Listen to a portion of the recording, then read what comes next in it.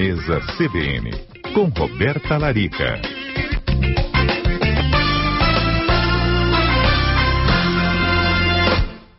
Oi, doutora Roberta, tudo bem?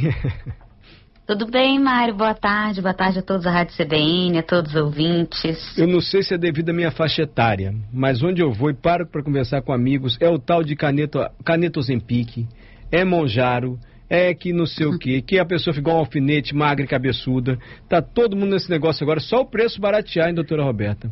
Esse negócio vai pegar mesmo, será, gente? Que se fala de Mounjaro, e da caneta Ozempic, e ainda falaram assim, ó, Mounjaro não perde massa magra, só perde gordura. Ozempic perde... Eu não sei se é verdade isso, mas você deve estar ouvindo isso direto no consultório também, né? Esses remédios contra a obesidade. Sim, que estão na moda aí. Pois é, Mário, como você mesmo disse, é uma medicação para obesidade, né? Ou seja, deveria ser prescrito para pessoas que estão obesas, que têm uma resistência insulínica, que têm indicação, e sempre com indicação médica. E o que a gente vê muitas vezes é que tem pessoas que estão fazendo uso por conta própria ou desnecessariamente. E essas canetas, elas são medicações e que vão agir, sem dúvidas, diminuindo muito o apetite, auxiliando no processo de emagrecimento para um paciente obeso, porém elas têm alguns efeitos colaterais e algumas consequências que, se não houver um acompanhamento, tanto médico como nutricional, pode acontecer, desde a sarcopenia, né, a perda de massa muscular significativa. Então, pode acontecer desse paciente perder lá 10 quilos, sendo 5 quilos de músculo, 5 quilos de gordura. E aí, quando a gente perde músculo, Mário, o que acontece? Primeiro que a gente perde sustentação, a gente perde tônus, a gente tem mais flacidez, né? Tem essa sensação de derretimento da pele, né? Do rosto estar mais abatido. E o músculo é um órgão metabólico, que a gente sabe até que, ao longo da vida, ele vai ter impacto até na saúde neurológica, na relação com a proteção contra Alzheimer, demência. Então, é muito importante que, se você tem diabetes, se você está obeso, vai precisar usar esse tipo de medicamento, primeiro de tudo, fazer com orientação médica.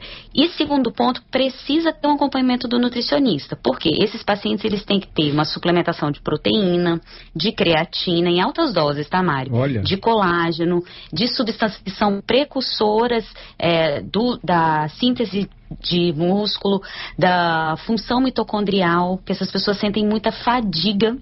Então isso também é um relato que muitas pessoas têm ao usar a canetinha.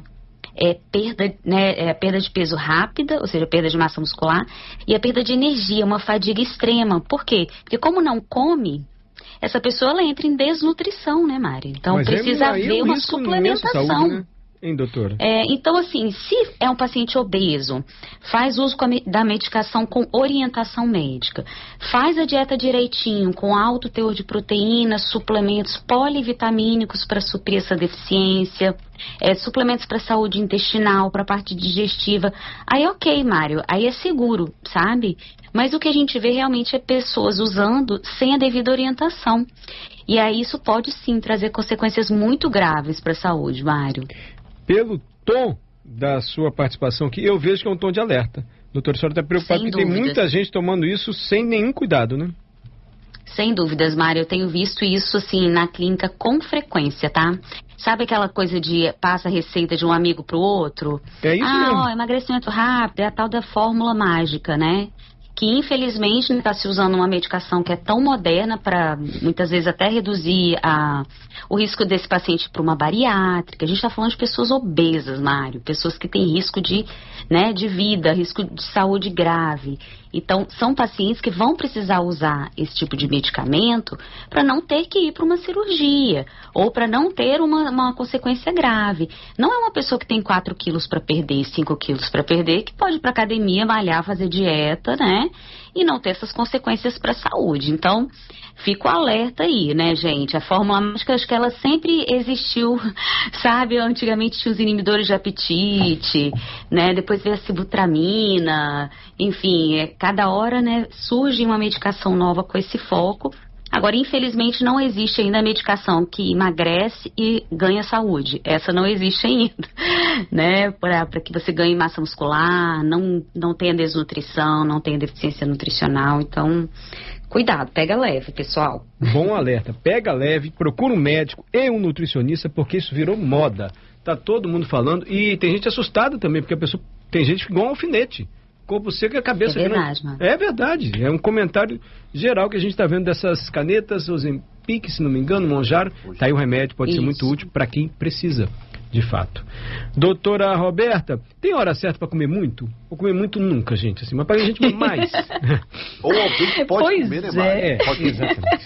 Tem a de manhã, que vale ainda, café da manhã como rei, almoço como príncipe, jantar como mendigo? É mais ou menos isso, Mário. Existe uma ciência chamada crononutrição. E essa crononutrição é a ciência que estuda o tempo das refeições e os ritmos biológicos do corpo humano. Ou seja, aquele relógio biológico, né, aquele ritmo circadiano que mostra como o nosso metabolismo, a nossa fisiologia vai variando ao longo do dia. Do tipo, a produção de certos hormônios. A gente tem o horário que a gente produz mais insulina, o horário que a gente produz mais cortisol, mais melatonina, mais leptina, que vai regular o nosso apetite. Então, isso traria pra gente a organização das refeições, mostrando como aquele alimento que pode ser muito bom em um horário, pode não ser tão bom em outro horário, exatamente pela nossa fisiologia. E isso se aplica a todas as pessoas, Mário. Não importa se você é uma pessoa que produz muito de manhã ou produz muito à noite, né? Isso não, a nossa fisiologia, a crononutrição, ela provou que realmente o nosso metabolismo ele vai variar conforme a luz do sol, dia e noite. Então, qual a recomendação que você daria no geral, assim, pra gente? Então, vamos lá. Primeira coisa é pensar que de manhã nosso corpo acorda. É um horário em que a gente ainda está em hipoglicemia, né? Porque a gente acabou de despertar.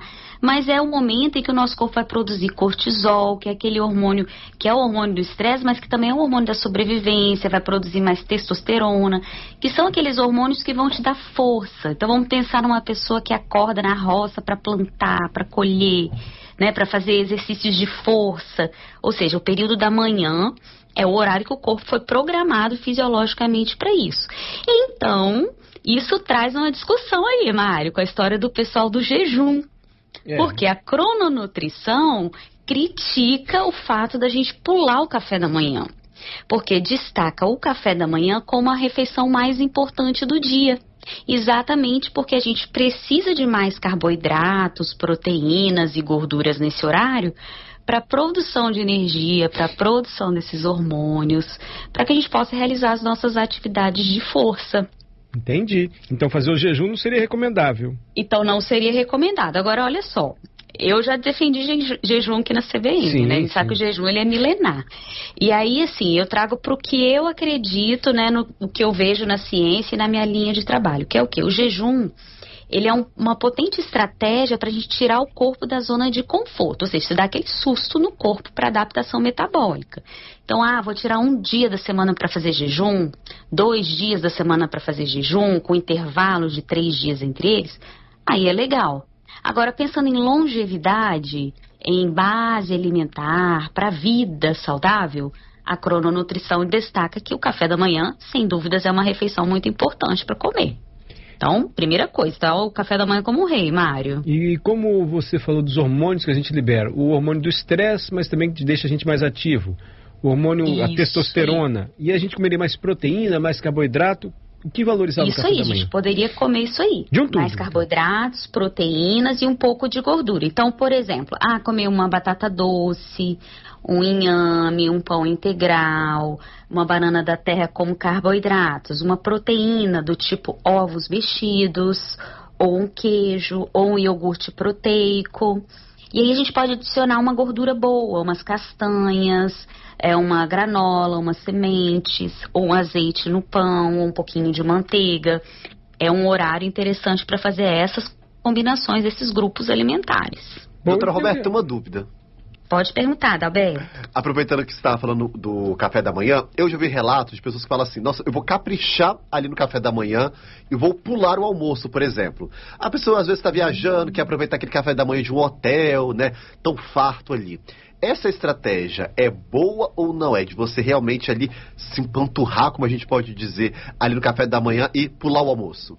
Pois é, Adalberto, a crononutrição mostra que não, a gente precisa almoçar.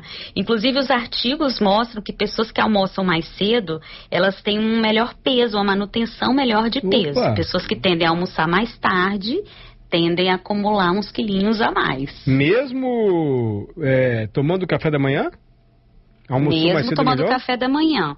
Só que o almoço, ele já não precisa ser tão calórico quanto o café da manhã, mas ainda é uma refeição importante que tenha todos os grupos alimentares, carboidratos, proteínas, gorduras, né? Ou seja, o arroz, o feijão, a carne, umas 4 cores no seu prato de salada ou de hortaliças, colocar um azeite na sua salada, pode colocar umas sementinhas nessa salada também, vai ficar um prato bem bacana, bem balanceado. Perfeito. Eu acho que já tem pergunta para você aqui, quer ver? Deixa-me ver. Franco. O que o Franco quer saber? Fala um pouco sobre jejum intermitente. Obrigado, já falou um pouquinho. Então já fomos pro café da manhã. De acordo com os hormônios que a gente libera, podemos comer de maneira mais farta, assim, não é isso? De acordo Isso com a aí. cromoterapia. E aí, se avançar para o almoço? E aí, Mário, indo para o período da noite, olha que interessante. O período da noite é um horário em que o nosso corpo tem uma menor tolerância aos carboidratos, à glicose. Então é um horário que se a gente come muitos carboidratos, muito arroz, muita batata, muito macarrão, muito pão, a tendência é o quê? Você tem um estímulo maior de insulina.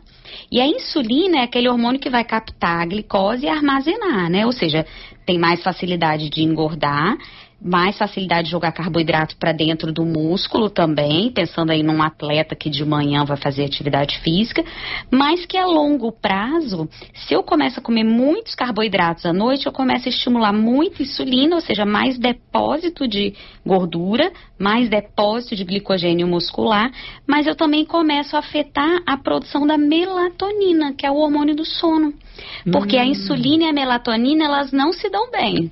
Se eu produzo muito insulina, eu vou diminuir a produção de melatonina. Então, elas são antagônicas. Então, o ideal é o quê? À noite, comer alimentos com menor teor de carboidrato ou de índice glicêmico mais baixo.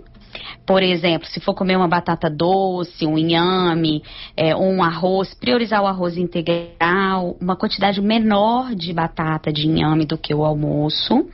E mais proteínas brancas, do tipo o frango, o peixe, os ovos mexidos, ou as proteínas veganas, como a quinoa, que são proteínas mais leves, porque a gente também na crononutrição mostra que à noite a gente tem menor eficiência digestiva, ou seja, a gente produz menos enzimas gástricas para digestão mesmo. Por isso que tem pessoas que às vezes à noite, Mário, comem feijão, ou comem carne vermelha e fica com a barriga estufada, cheio de gases, com má digestão, com mais refluxo.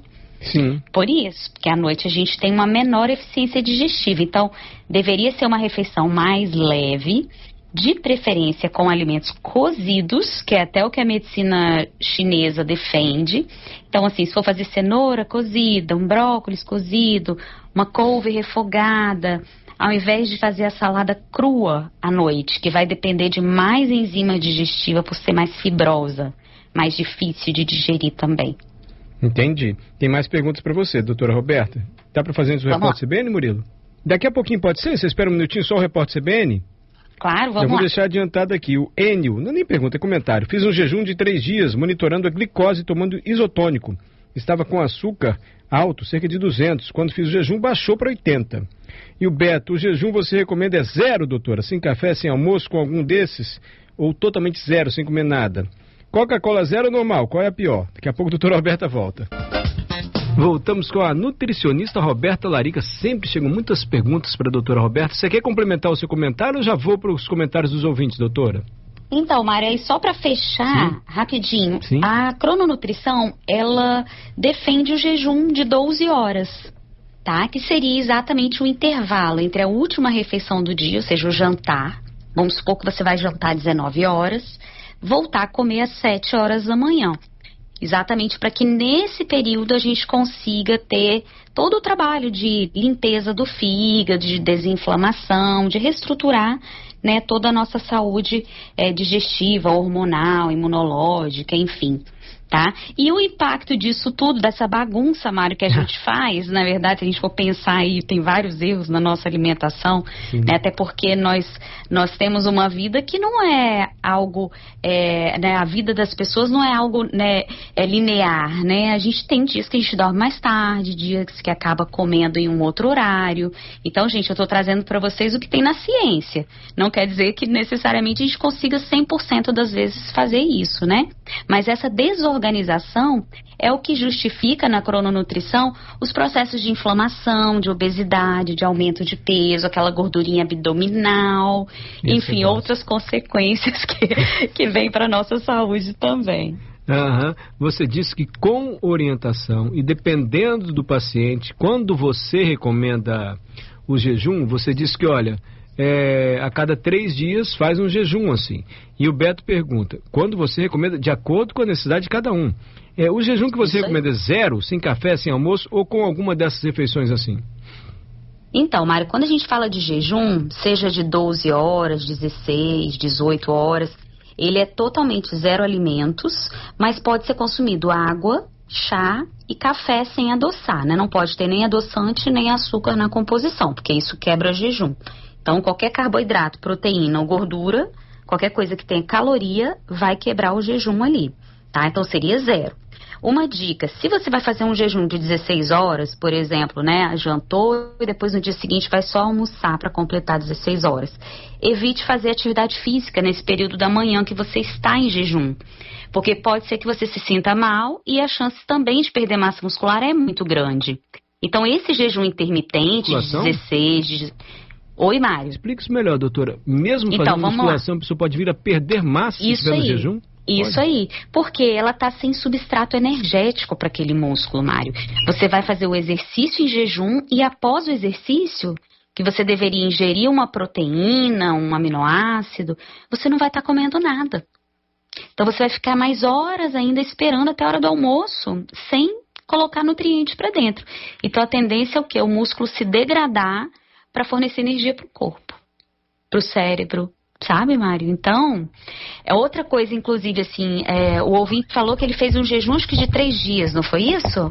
Foi, fez um jejum de 3 dias, monitorando a glicose e tomando isotônicos. Estava com açúcar alto, cerca de 200. Quando fiz o jejum, baixou para 80. Foi o Enio Soeiro que mandou pra gente. Pois é, a gente tem que ter o cuidado porque isso aí de forma prolongada não vai ser positivo, porque os isotônicos, se for um isotônico que contém açúcar na composição, maltodestrina, né, como esses famosos que a gente tem no supermercado, eles vão fazer um pico de glicose, um pico de insulina todas as vezes que ele ingerir, então já não é mais jejum. Agora, se ele estiver só repondo um soro de sódio, potássio, magnésio, que são os eletrólitos, aí ok. Então, se ele ingeriu isotônico com carboidrato, já não era jejum mais, tá? Já quebrou o jejum ali. E o que acontece, Mário? Alguns artigos estudaram aquelas pessoas que fazem o jejum religioso, sabe? Tem algumas religiões que fazem jejum por muitos dias, né? E aí mostrou que essas pessoas, elas têm não só perda de massa muscular, como aumento do ácido úrico. E que começa a trazer outras consequências para a saúde desse paciente. Então, não é saudável, gente, fazer jejum por muitos dias. Não há necessidade, não vai trazer benefício para você pensando na saúde do corpo, tá? Perfeito. O Adailton pergunta o que você já respondeu algumas vezes. Coca zero ou normal? Qual é a pior? Coca-Cola. Ih, Mário, difícil, viu? Mas assim, eu ainda ficaria com a normal. Eu ainda ficaria com açúcar ao invés de adoçante químico. É mesmo? Falar a verdade. Sério? Eu não sei o que é pior aí, né? O xarope de açúcar ou o xarope de química? Jura, doutora? Eu correria da Coca-Cola, Mário. Eu usaria uma água com gás com limãozinho espremido, que aí sai do refrigerante. E assim, a pessoa que, eu tô querendo emagrecer, mas vira e mexe uma Coca-Cola umas 2, 3 por semana, ela vai ter dificuldade para emagrecer por causa disso? Uma Coca-Cola, uma ali, outra lá e tal. Uma Coca-Cola normal, um refrigerante, né, normal, tem uma quantidade muito grande de açúcar, Mário. Eu não lembro de cabeça, mas são muitas colheres de açúcar, sabe? Então, para quem quer perder os quilinhos, ainda que seja esporadicamente, assim, 2 vezes por semana, a Coca-Cola vai atrapalhar na dieta. Vai atrapalhar porque gera retenção hídrica, intoxica o fígado, são substâncias químicas. Então, o seu corpo ele sempre vai parar o que está fazendo para limpeza, para se defender contra aquelas substâncias químicas que estão entrando. Então, isso breca o processo de emagrecimento, não é interessante. Mas, pontualmente, Mário, eu também não gosto de ser radical, não, sabe? Eu acho que, assim, a gente precisa pregar o que a gente faria também, sabe? Então, acho que o meio termo, final de semana vai tomar um refrigerante, então toma ou normal, ou 0, se você gosta mais. Se tá com a glicose alta, fica com o diet mesmo, mas evita colocar no dia a dia, né? Perfeito. Essa é a Roberta Larica, fala tão bem com a gente, a Roberta, né? Sempre às segundas-feiras. Obrigado, doutora Roberta. Obrigada, Mário. É sempre um prazer estar aqui compartilhando conhecimento com vocês. Estou aberta a sugestões de temas, hein? A gente já falou de muita coisa já esse ano. Acho que a gente está precisando de novos temas. Então, vamos falar de carne com gordura? Pode comer carne com gordura? Costelinha de porco? Carne de boi com gordura, com ou sem gordura? Acho que é um bom tema. Bom tema, Mário. Sério, não? Não, é um bom tema. Banha de porco, óleo natural. Vamos falar das gorduras? Vamos, gordura? Querem falar das gorduras semana que vem? Então, pode ser trans, gordura natural, que não abre mão da carne com um pedacinho de gordura. Isso. O que você acha? Combinado, Mário. Obrigado. Combinado. Então, definido o tema. Anotado. Obrigada. Até a semana que vem.